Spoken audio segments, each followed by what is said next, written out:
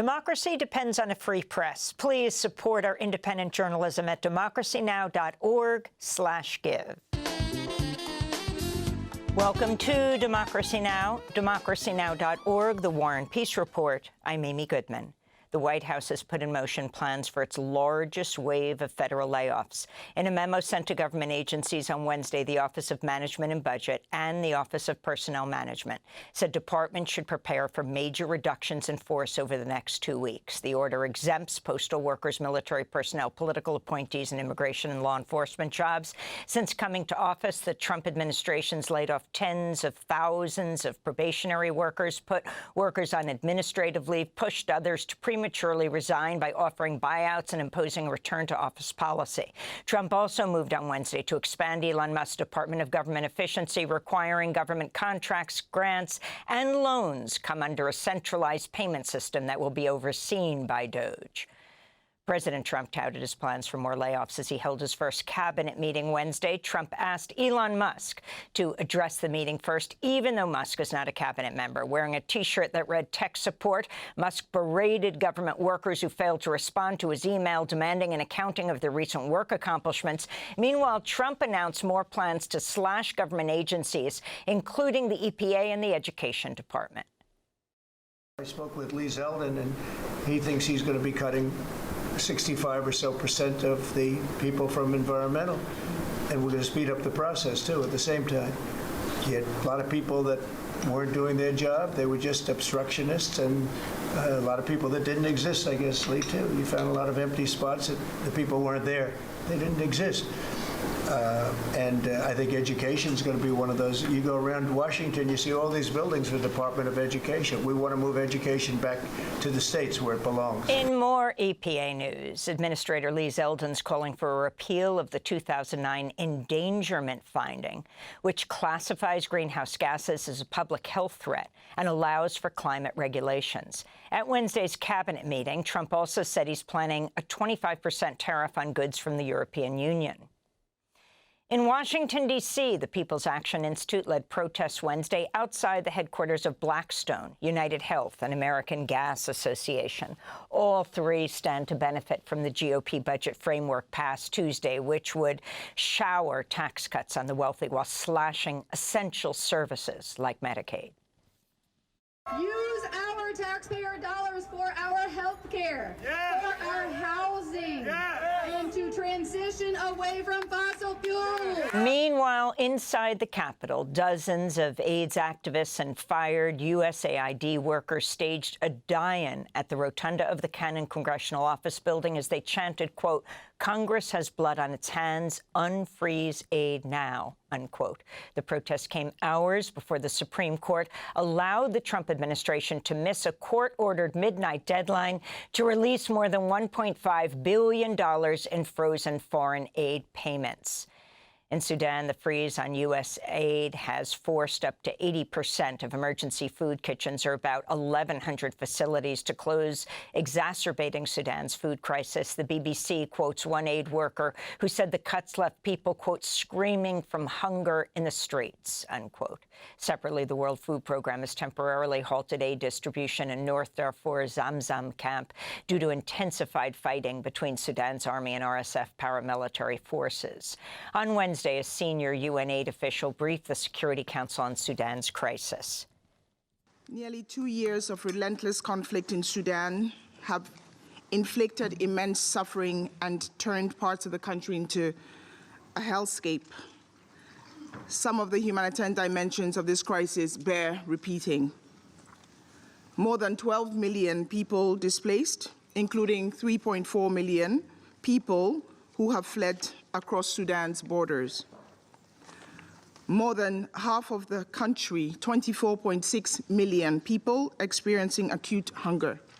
The World Health Organization warns an outbreak of an unidentified illness in the Democratic Republic of Congo has spread to more than 419 cases and caused at least 53 deaths. The disease causes symptoms consistent with hemorrhagic fever, can kill within 48 hours of symptom onset, and has a fatality rate of over 12%. The outbreak is believed to have started in a village where 3 young children died after consuming a bat carcass. Israel's released more than 600 Palestinian prisoners after Hamas handed over the remains of 4 Israeli hostages as part of the Gaza ceasefire deal. Al Jazeera reports Israel's delayed the release of 46 Palestinian prisoners, including 24 children from Gaza. Many of the newly freed prisoners showed clear signs of torture, starvation, severe medical neglect. This is a freed prisoner, Ayad al-Saudi, speaking from Khan Yunis. Praise be to God. We feel great, but the joy is not complete. Why? Because there are young men who are still imprisoned and suffering. The period of captivity was not just being held captive. It was torture beyond description. The Palestinian Health Ministry reports hospitals across Gaza have received the bodies of 17 people killed by Israeli attacks over the last 48 hours, despite the ceasefire. Meanwhile, Israel's armies ordered its forces to remain in the Philadelphia corridor separating Gaza from Egypt. On Wednesday, President Donald Trump provoked outrage when he posted an AI-generated video to his Truth Social platform, depicting his plan to expel Palestinians from Gaza and to turn it into the Riviera of the Middle East. The video shows Gaza as a luxury beach resort with skyscrapers, palm trees, and a golden statue of Trump. Elon Musk makes several appearances, as does a shirtless Israeli Prime Minister Benjamin Netanyahu, who's depicted sipping cocktails with Trump on a Gaza beach. Palestinians reacted to Trump's video with disgust and indignation. Since 1948, they've been trying to displace Palestinians. The people are clinging to their land and their homeland because this is the land of their fathers and grandfathers. And this is the land in which the Blessed Al-Aqsa Mosque is located. We reject any operation or any thought of displacement. Russian diplomats are meeting their U.S. counterparts in Istanbul for talks on normalizing diplomatic missions 3 years after the Biden administration withdrew U.S. embassy staff from Russia as Vladimir Putin ordered the invasion of Ukraine. A U.S. embassy official in Turkey said Ukraine is not on the agenda at the talks. The Istanbul meeting comes ahead of Ukrainian President Volodymyr Zelensky's trip to Washington, D.C., where he's due to meet President Trump at the White House Friday to sign an agreement giving U.S. access to Ukraine's rare earth minerals and other resources. On Wednesday, Trump refused to commit to significant security guarantees as part of the deal. Well, I'm not going to make security guarantees beyond very much. We're going to have Europe do that. Following Trump's remarks, British Prime Minister Keir Starmer warned Russia could re-invade Ukraine unless the U.S. commits to security guarantees. Starmer's in Washington today for talks at the White House, where he's expected to ask Trump to commit to a British-French-led peacekeeping force for a post-war Ukraine. In Kyiv, President Zelensky said a draft agreement had restored some language on future security guarantees. Of course, this agreement is about economics, but I ask for there to be at least an understanding that we are seeing things the same way, that all of it is part of future security guarantees. So even in the framework agreement, I wanted for there to be at least a sentence, security guarantees for Ukraine. As far as I was briefed by the government officials, this sentence is there now. The oil giant BP has announced it's cutting planned investments in clean energy and redirecting that spending towards fossil fuels to the tune of $10 billion per year. The climate group 350.org said the news, quote, clearly demonstrates why super-rich corporations and individuals chasing short-term profit for themselves and shareholders cannot be trusted with fixing the climate crisis or leading the transition to renewable energy we so badly need, they said. A new study published in the journal Nature finds glaciers are melting at an accelerating rate, causing a major rise in sea levels, 2 centimeters this century alone. Over the past decade, over 1/3 more ice melted than the previous decade. Rising sea levels are leading to increasingly severe flooding for hundreds of millions of people in coastal communities. In West Texas, an unvaccinated child died from measles, the first known U.S. measles death in a decade.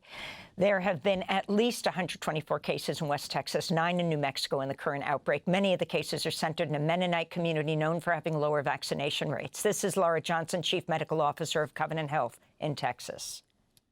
we were confident that we'd eradicated measles from the United States and had really gotten to a point where we just didn't see these kinds of outbreaks happening.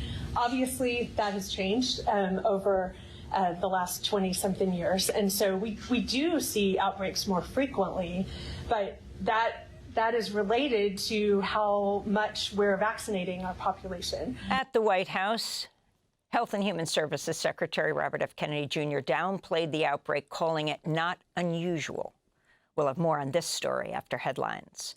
A new Pentagon memo is calling for the identification and removal of transgender military members over the next 2 months. Some transgender personnel may receive exemptions, according to the memo, which was issued late Wednesday in response to a lawsuit challenging Trump's January executive order to ban transgender troops.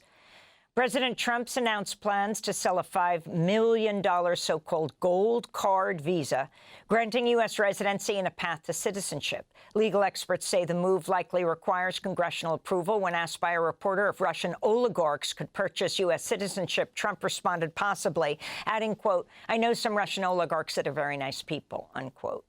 In other immigration news, the Trump administration transported at least another 9 immigrant prisoners to the Guantanamo military base in Cuba Tuesday. At least 3 lawsuits have been filed against the transfers. In the UK, over 500 prominent media and entertainment figures signed on to a letter condemning the BBC for pulling the documentary Gaza, How to Survive a War Zone, from its streaming service. The move from BBC came after complaints by pro-Israel activists that the film about Gazan youth is narrated by the 14-year-old son of a deputy agriculture minister in Gaza's Hamas government. The protest letter states, quote, "This broad-brush rhetoric assumes that Palestinians holding administrative roles are inherently complicit in violence, a racist trope that denies individuals their humanity and right to share their lived experiences," unquote. Here in New York, students at Barnard and Columbia University are taking part in a sick-out today to protest the expulsion of 2 Barnard students for participating in a Palestinian rights protest that allegedly disrupted a class called History of Modern Israel. On Wednesday, dozens of students took over a floor of Barnard College, dispersing only after Barnard's administration agreed to meet with them today.